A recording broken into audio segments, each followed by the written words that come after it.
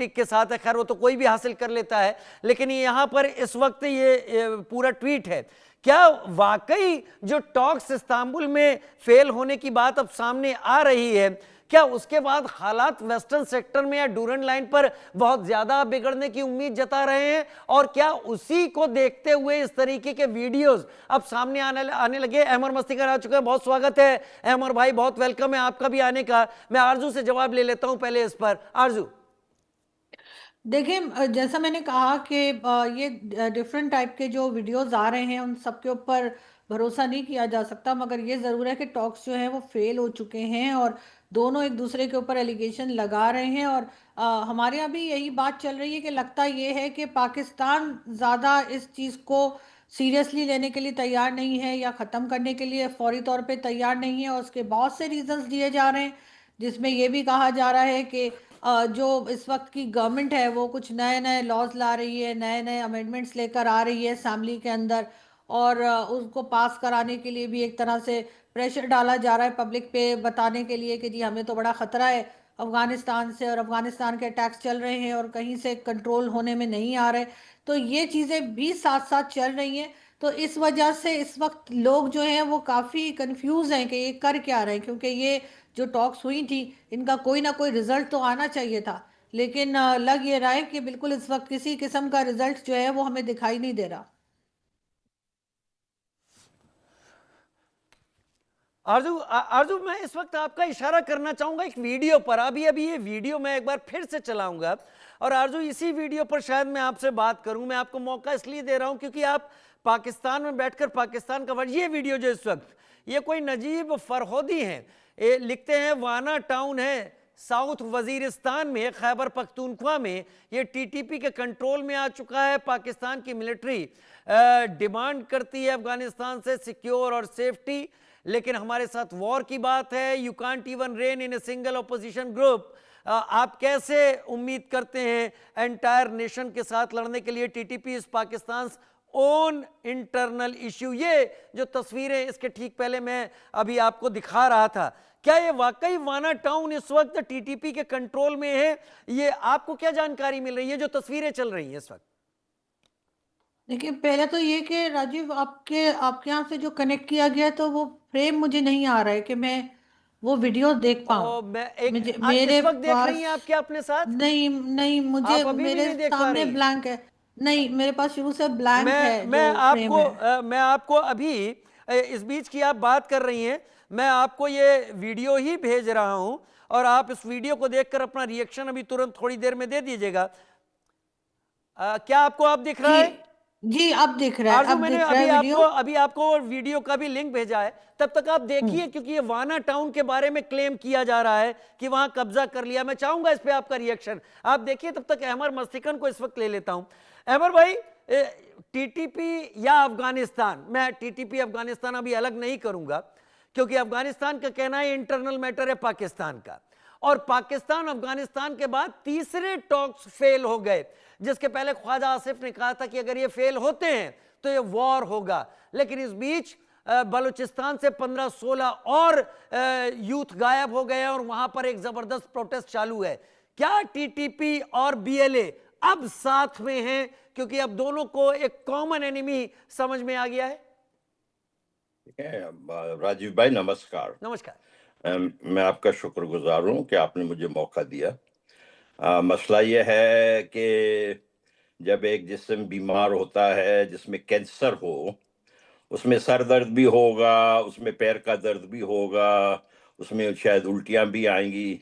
अब अगर आप जाके ना सर दर्द के लिए परेशान होंगे या उल्टियों के लिए परेशान होंगे या पैर के दर्द में, तो आप कभी भी उस असल कैंसर तक नहीं पहुंचेंगे। असल कैंसर, राजीव भाई, पाकिस्तान में आज जो हम और आप बात कर रहे हैं, वहां पर मौसूफ जो है अपने लिए 5 साल की टेन्योर या 10 साल की टेन्योर, उसको गैर, जो उसकी जो पावर ग्रैब है आसिम मुनीर की, उसको लेजिटिमाइज करने के लिए पार्लियामेंट में ड्रामेबाजी हो रहा है आप कि भाई 27th इसको। अमेंडमेंट की बात कर रहे हैं, आर्टिकल जी 243 में। जी जगह जी हाँ राजीव भाई, असल मसला ये है, मैं आपसे अर्ज करूं, कल भी मैं कह रहा था, ये देखें, 23 अक्टूबर से 27 अक्टूबर 1958 को अमेरिकन डिफेंस सेक्रेटरी नीक मेलरॉय, जिसका नाम नील मैकेलरॉय था, वो पाकिस्तान में थे। वो इस वजह से थे कि वहां लड़ाई चल रही थी इस्कंदर मिर्जा, जिसकी की रिश्तेदारियां थी अमेरिकनों के साथ। इस्कंदर मिर्जा के बेटा हुमायूं मिर्जा, उसकी शादी हुई थी जोसेफिन हिल्डरेथ, जो कि अमेरिकन एम्बेसडर हॉरेस हिल्डरेथ की बेटी थी।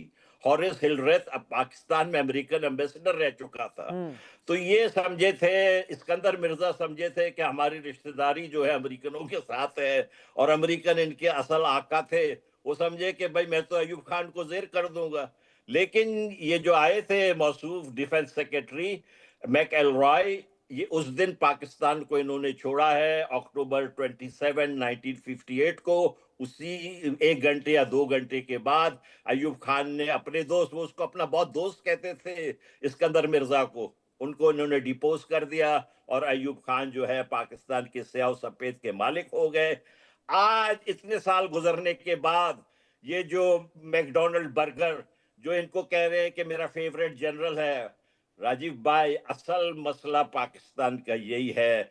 अमेरिका की खुशनुदी, अमेरिका के पॉलिसियों पे चलना, उसके वजह से मसला हो रहा है। और अमेरिका आज क्या चाह रहा है? उसको रेयर अर्थ मिनरल्स चाहिए। वहां आपको शायद इल्म है कि फोर्ड जो है गाड़ी बनाती है एक्सप्लोरर, स्विफ्ट, सुजुकी की स्विफ्ट गाड़ी, ये दोनों बंद हो गई थी बनाना अप्रैल के महीने में, क्योंकि चाइना ने पाबंदियां लगाई थी। अब जो ये आए थे ना मौसूफ, ये देखिए कितनी ज्यादती है कि इनका डिफेंस मिनिस्टर था जो इसहाक दार है, वो सॉरी फॉरेन मिनिस्टर इसहाक दार, ठीक दिया डिप्टी प्राइम मिनिस्टर, उस वो नहीं गए ट्रंप के साथ मिलने, बल्कि ये मौसूफ जो है पहुंच गए। यानी कोई असूली नहीं है ना। तो ये उन्होंने कहा कि भाई आप चाइना वाइना को छोड़े, हम खुद आपको जो है रेयर अर्थ मिनरल देंगे। तो ये जाके खैबर पख्तूनख्वा में रेयर अर्थ, हमारे इलाके में रेयर अर्थ इनको कैसे मिलेगा? खैबर पख्तूनख्वा के जो पॉपुलर वजीर आला है, उसके लिए इन्होंने कहा कि भाई ये एमर मस्तिकन टीटीपी भी बैंड ऑर्गेनाइजेशन, टेररिस्ट ऑर्गेनाइजेशन में, और बीएलए को भी अब टेररिस्ट ऑर्गेनाइजेशन कर दिया गया है। अगर आप लोग साथ भी आने की कोशिश कर रहे हैं तो मुहिम आगे कैसे ले जाएंगे? आप तो ले ही नहीं जा सकते। भाई हमें किसने टेररिस्ट क्या कहा है? हमें अगर किसी ने टेररिस्ट कहा है तो ये अमेरिका है, यूके है, ये सब तो कर चुके हैं ना, फॉरेन टेररिस्ट ऑर्गेनाइजेशन। राजीव भाई मैं कह रहा हूं कि ये जो पाकिस्तान की आईएसआई और मिलिट्री जो सब में बड़ा टेररिस्ट है, उनके जो सफेद आका हैं रेसिस्ट, जो आप क्या समझ रहे, ये जो ट्रंप है या ये जो बर्तानिया के हुक्मरान है, ये रेसिस्ट नहीं है, ये रेसिस्ट तो है। इसी वजह से तो इनको जो है आसिम मुनीर में जो है खूबियां नजर आती हैं। ट्रंप को कैसे कहता है कि मेरा फेवरेट जनरल है? इस किस्म के घटिया जनरल को, जो अपने मुल्क के अंदर जो है अपने ही सिर्फ कुर्सी के खातिर, देखिए पाकिस्तान को आज आग लगाया हुआ है किसने? उस शख्स का नाम जनरल आसिम मुनीर है। हमें तो बहुत खुशी होती है जब ये बात आता है कि पाकिस्तान का खंड खंड होगा, लेकिन राजीव भाई हमारी तो तमन्ना बलूचिस्तान की आजादी है। पाकिस्तान का खंड खंड तो जनरल आसिम मुनीर कर रहा है कि पाकिस्तान को तोड़ने वाला। तो आप अगर किसी सूबे के वजीर आला को, सोहेल आफरीदी को डिक्लेयर कर दें कि ये तो ड्रग स्मगलर है, आप डिक्लेयर कर दें ये टेररिस्ट है, आप उनको कह दें कि आप पश्तून और जो है कुत्ते एक जैसे हैं, तो फिर आपका मुल्क कैसे एक होगा? ये कैसे मुमकिन है?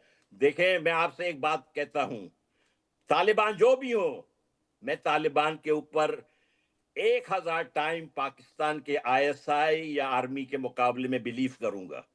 मैं आप लोगों को सलाम पेश करता हूं कि आप तालिबान के साथ एक दोस्ती का हाथ बढ़ा रहे हैं। मेहरबानी करें इनके रिजीम को फौरन, इनके गवर्नमेंट को फौरन से पेशतर रिकॉग्नाइज करें। सर वो डिप्लोमेसी, वो उस डिप्लोमेसी के पीछे कई मायने, कई चीजें होती है। लेकिन आरजू मैं अब आपका रुख करूंगा, और मुझे लगता है कि अब आप जो भी बातें अहमर मस्तिकन ने रखी हैं उसको काउंटर करेंगी। क्या क्या वाकई, क्योंकि पीटीआई भी अगर बहुत ज्यादा सवाल उठाती है पाकिस्तान तहरीक इंसाफ, तो वो भी आसिम मुनीर के ऊपर ही उठाती है। ये आसिम मुनीर ही वो चेहरा है जिसका सबसे ज्यादा अपोज इमरान खान ने भी किया था। आज बलोच रिप्रेजेंटेटिव के तौर पर अहमर मस्तिकन उठा रहे हैं, टीटीपी भी वही बात कर रही है। और मैं वाकई भूल गया था, मैं शायद शुरुआत आपसे इसी से करनी चाहिए थी। ये 27th अमेंडमेंट आर्टिकल 243 में जो बहुत बड़ी पावर दे रहा है आसिम मुनीर को, ये क्या रुख लेगा? क्या फ्यूचर के लिए रास्ता साफ किया जा रहा है? आरजू, योर डिटेल्ड रिस्पॉन्स। देखिए, सबसे पहले तो पाकिस्तान बनने से लेकर और आज तक पाकिस्तान हमेशा से मिलिट्री एस्टेब्लिशमेंट के अंडर ही रहा है। अगर आप ये कहें कि इस वक्त के आर्मी चीफ या फील्ड मार्शल के साथ ये हो रहा है, तो मुझे तो लगता है कि जुल्फ़िकार अली भुट्टो भी जो थे वो भी एक तरह से किसी डिक्टेटर के कंधे पे ही चढ़कर आए थे। और वो उस जमाने में उनको डैडी भी कहा करते थे। याया उसके खान की बात बाद कर रही हैं चाहे, आप? जी बिल्कुल, उसके बाद चाहे बेनज़ीर भुट्टो आई हों, चाहे नवाज शरीफ आए हों, चाहे इमरान खान आए हों। इमरान खान कौन सा पब्लिक वोट लेकर आ गए थे? इमरान खान को भी लाने वाले यही इस्टेब्लिशमेंट के लोग थे, मिलिट्री इस्टेब्लिशमेंट के, जिन्होंने उनको 25 साल पाला पोसा, उसके बाद लाकर जो है पीएम हाउस में बिठा दिया। और जब उनका दिल करा, हमेशा की तरह जैसे हटा दिया जाता है, इनको भी हटा दिया। इसी तरीके से शहबाज शरीफ साहब जो आए हैं, वो कौन सा वोट लेकर आए हैं? कौन सा मैंडेट था उनके पास? तो इसलिए ये कहना कि अभी ऐसा कुछ होने लगा है, ऐसा पाकिस्तान बनने से लेकर आज तक हो रहा है, पहली बार नहीं हो रहा है। बाकी जो ये नई एक लेकर आ रहे हैं 27th अमेंडमेंट, वो डेफिनेटली ऐसी है कि उसमें शायद इनको और मजीद पावर जो है वो फील्ड मार्शल या आर्मी चीफ के हाथ में दे दी जाएगी। उनको कोई पूछने गछने वाला नहीं होगा। वैसे तो उसूलन तो उनको इसी मंथ की, इसी साल 29 को रिटायर हो जाना चाहिए था, जो उनकी रिटायरमेंट डेट है, लेकिन वो भी चेंज कर दी गई। अब कहा गया कि नहीं, ये 5 3 साल साल के का। लिए नहीं है तो 5 साल के लिए आए, जबकि उनको तो इस वक्त रिटायर हो जाना चाहिए था। लेकिन पाकिस्तान में सबसे बड़ा प्रॉब्लम यही है कि